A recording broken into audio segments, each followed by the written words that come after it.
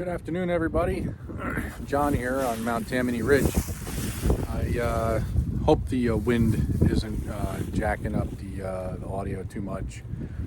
It was not windy at all until I literally hit the record button. It's just how it is. I'm sure I'm not the only one who feels that way. So here I am. I'm at my truck right now.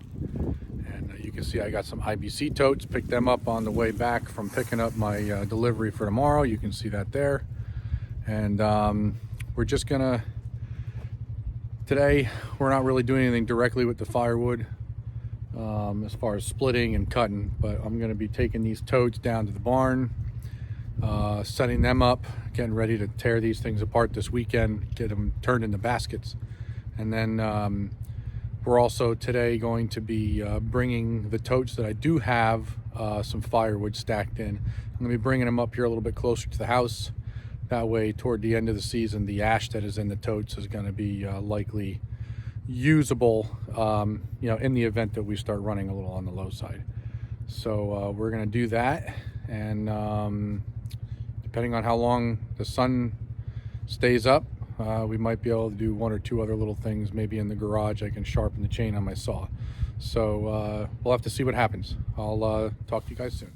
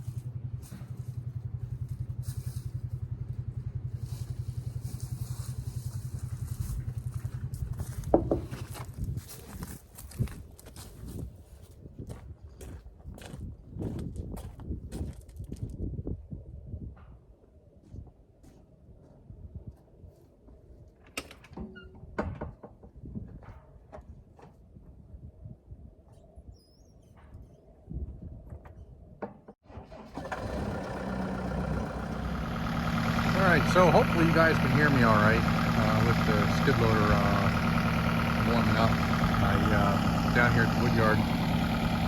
So these are the 5 totes I'm going to be bringing up to the top, and I'm going to let them season. This one here is a mixed tote. I believe there's some cherry in there, and we've got some ash. It's just kind of the way I pulled it out of the pile of the logs. So I think next load of logs that I get, I'm going to be a little bit more, how can I say, particular about trying to divide up the species and just kind of keep them together. That way they're not all strewn out throughout the log pile. So. Yeah, so you got that one, that one, that one, and that one are all ash. And like I said, that's 4 1/3. So hopefully that will get us through the end of the season. Our house is pretty efficient. I'm not so sure about this new wood stove that we got. It's not a fancy one at all. It does have the reburn, but it's not the catalytic converter setup. So I'm sure in comparison to the old wood stove we had many years ago, it's probably far more efficient. However, this one also has a less, a smaller capacity to, stock it for overnight burn. So, I mean, we're up usually around 3 o'clock in the morning, 3:30, and there's still, plenty of hot embers in there to get that thing fired right back up, no problem. But it would be better to get something that's got a longer burn time. It seems to be able to do on a packed stove, I don't know, maybe 4.5 hours at best. Of course, that's also depending on the wood. Right now, what we're burning from up at the house, I had bought all pre-split, and it's all mixed. So there's all kinds of stuff in there. Don't really know everything that's in there, to be honest. But we making the best with what we got this year. We're just hoping that everything in this pile will be seasoned and ready for next year, and hopefully we'll even have a bigger reserve maybe to sell here and there. But so that's what we're dealing with, and that's another basket that we finished off the other day, but I'm going to end up taking out probably the front third of what's in that basket, because that's poplar in the front. So all this here is all oak. That's all, I believe, white oak, and it's a real great looking wood. So I definitely would like to try to top that off with, the rest of some sort of oak. It doesn't have to be white oak, but just oak. And I'll have to take that poplar and put it aside for it to be seasoned for maybe some firewood, camp wood or something for next spring. So I think the machine's plenty warmed up now. I'm gonna hop in there and we're gonna get to bringing these up. So for every trip I go up there to drop one of these off, I'm gonna bring down one of the empty, the newer totes that we have to still tear apart and turn into firewood baskets. So you can see the drums there that I took out. We ended up getting them. They're from a mulch place, a mulch dyeing facility. So the bottom, there was about an inch or two of water in there, and we just figured, yeah, what the heck, it's just water. But once that water saturates, or I should say how can I say, agitates the dye, or whatever you want to call it, but it's whatever the color is, that water is very much that color. And we just want to make sure that we don't go dumping it out. So we took some horse stall shavings and dumped them in there, and those shavings, as would mulch, it absorbed it really, really well, and we'll be able to put it in a plastic bag and dispose of it that way. That way we don't have to deal with it in a way that might not be ideal. So we'll be cutting a part of those off to turn them into lids, and then the rest of it we'll just cut it down into small tiny pieces and throw it in the dumpster. And I don't know if the sun's going to be able to see if I can. You can see there just past the horse trailers along the garden fence there, we've got 11 of them up there, and they all have to be converted. So let's get in this thing and get at it. All right, here we are. I thought I had the camera rolling. I was talking to myself for probably 5 minutes or so there. So got the first tote here, and so what I was explaining was, if anybody's relatively acute or astute as to the way this basket is cut, I don't know if anybody has noticed from the little bit of footage that I've shown of them, but the people that I got these baskets from, they cut them the opposite way that I normally would have, for their particular application. It was working for them, but it wasn't so much working for what I'm doing. So I graciously took them. They didn't charge me for them. It was good to get, you know, something to start with, so I'm happy. But you can see there's 3 rows, 3 slightly narrower rows, but it doesn't all really fit in the basket perfectly. So that last row,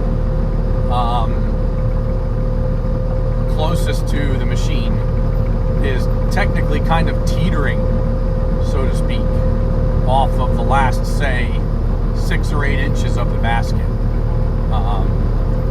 So it's not ideal, but it was better than me having nothing at the time when I started these things. I think I have maybe 3 other baskets that are like this, maybe 4.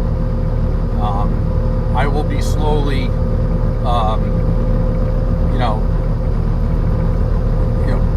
phasing these out, as I get the baskets that haven't been cut and compromised. I will then, like I said, phase these out. I'll chop them up. I might keep the skid part and turn it into something else. I really haven't thought of anything quite yet. My wheels are always turning. I'm sure I'll probably come up with something. So, it's working out pretty good. Pretty excited. I got a really fantastic source for these totes. It's working out great.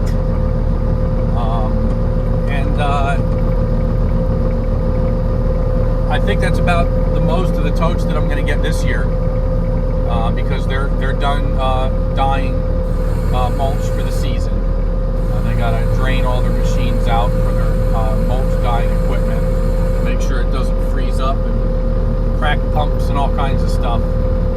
So I won't be getting any more. Right now I got 22, but that's including these ones that have been cut the opposite way that I would have done them. So, but like I said, it's getting me through. It's getting me started. Very happy.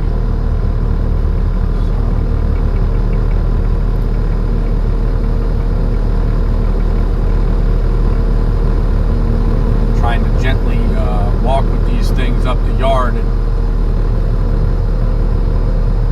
I don't think with the other ones, because they're cut properly, I don't think I'm going to have to move quite as slow with those. I'll be able to boogie, I think, with those. These are unfortunately going to be a little temperamental. So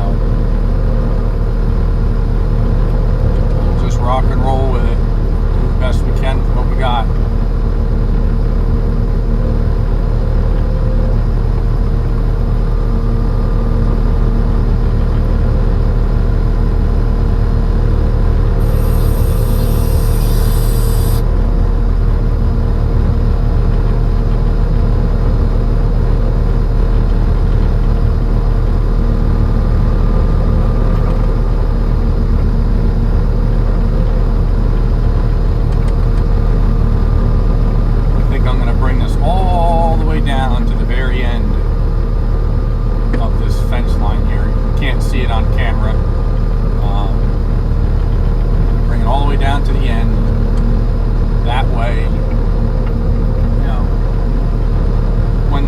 Shows up, if I need to get access to these, we'll have no snow all winter, and then sometime, at the end of April, we'll end up getting like some 20-inch or 2-foot snowstorm, and that's usually how it happens. It's not very often we get much snow, at least snow that you would consider enjoyable to look at. Usually we get a lot of slush and freezing rain, crap like that. Every once in a while we'll get a 10-inch snowstorm. We get all like, oh yeah, great, beautiful white fluffy snow, and then what'll wind up happening is that about 2/3 of the way through the storm, it'll just start, raining or freezing rain or something, and it'll destroy everything. All the pretty snow and everything will be shot.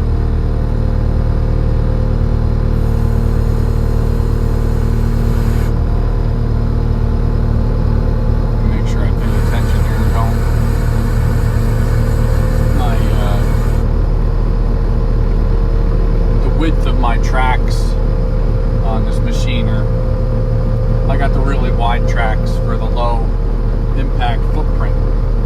And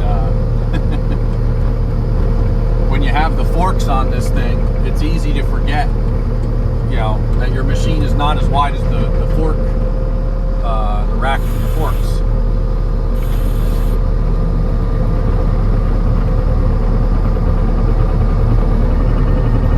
Get back to you guys in a few minutes. There is absolutely no point in having that much glare. Alright, so even though we're dealing with a little bit of glare, might be able to fight it a little bit. We're going to be facing away from it shortly.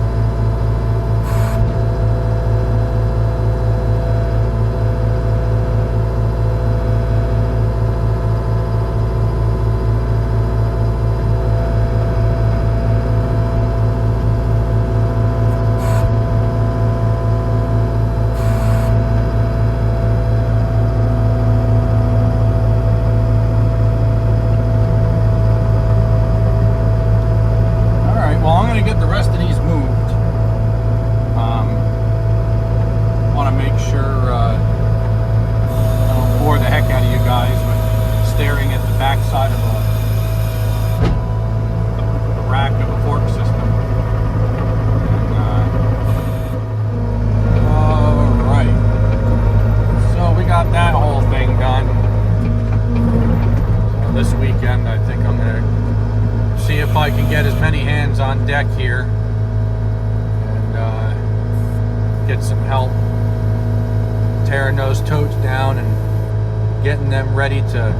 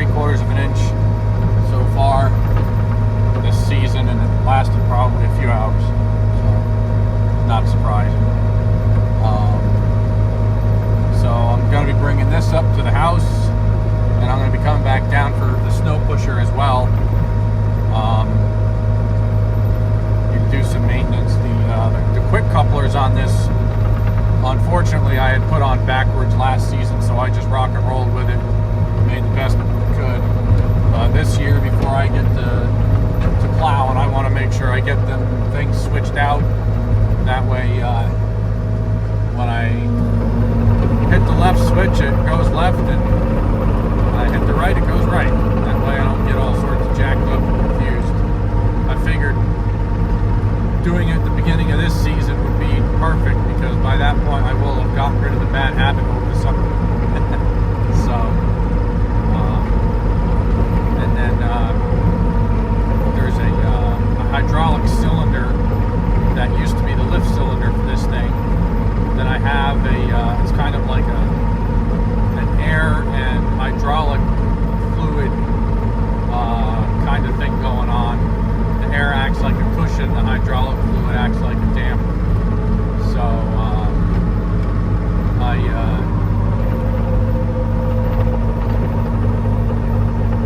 I'll have to show you maybe tomorrow, depending on the weather.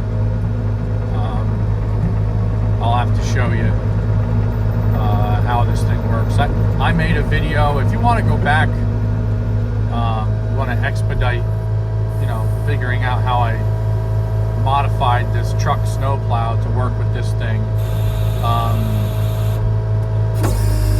you could go back. I can't remember what video it is. I'm terrible with numbering my videos. I probably should do it. That way, if I, want to,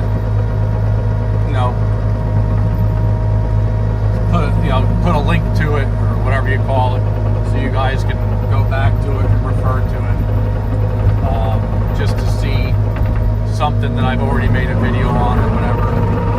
But I did. I made a video. I think it was the one where I was doing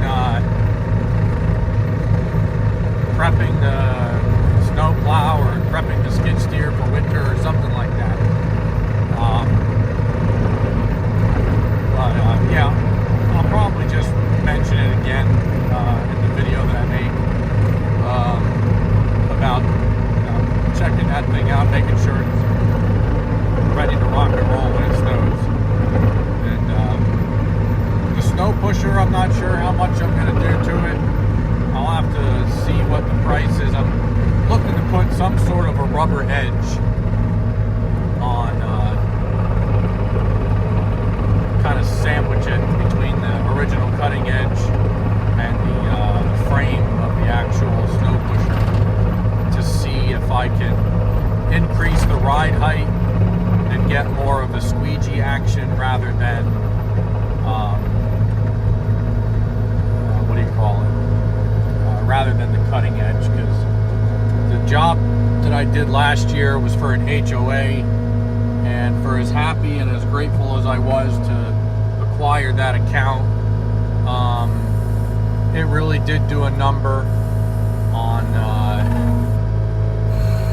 on my cutting edge. There was a very, very aggressive crown in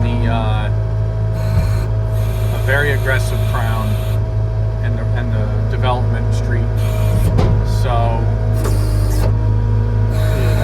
it really did. It put one heck of a frowny face on my cutting edge. So because I'm not doing that HOA project again, I'm going to see if I can utilize this thing maybe around the farm and maybe around the neighborhood, which around the neighborhood's unlikely unless we get some significant amount of snow, which is probably not going to happen because I don't live in Wisconsin. So or up by the Great Lakes, so I'm not sure how much for a neighborhood driveway the snow pusher would be overkill by a long shot. So we'll have to see. We will just have to see. I'm glad I have it though. I think now that I have one, I'll never get rid of it. Only because, around the farm here it might be kind of helpful, because we push a large volume of snow here. So even though we only might have 6 or 8 or 10 inches, our driveway from the road to the barn, and all the parking area, and all the areas we gotta open up are such large, vast areas that snow pusher would make sense, as long as we can keep it from scalping the ground.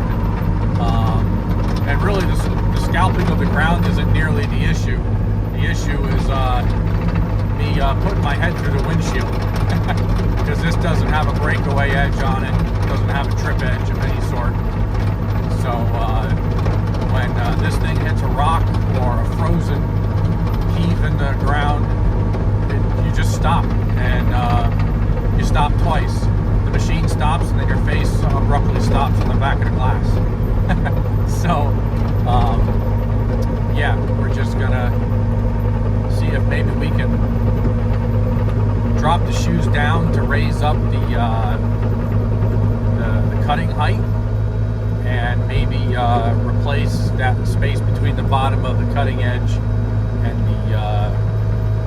the surface that we're plowing with maybe some heavy-duty horse stall mat or something. We have it around here. They don't make it like they used to. There used to be a lot of like wire mesh fiber reinforcement in the horse stall mat. It used to be a real nightmare to cut. We used to use a circular saw, and it would just devour the blade of the circular saw between the extreme heat from the rubber and the friction and the wire mesh from the old tractor trailer tires.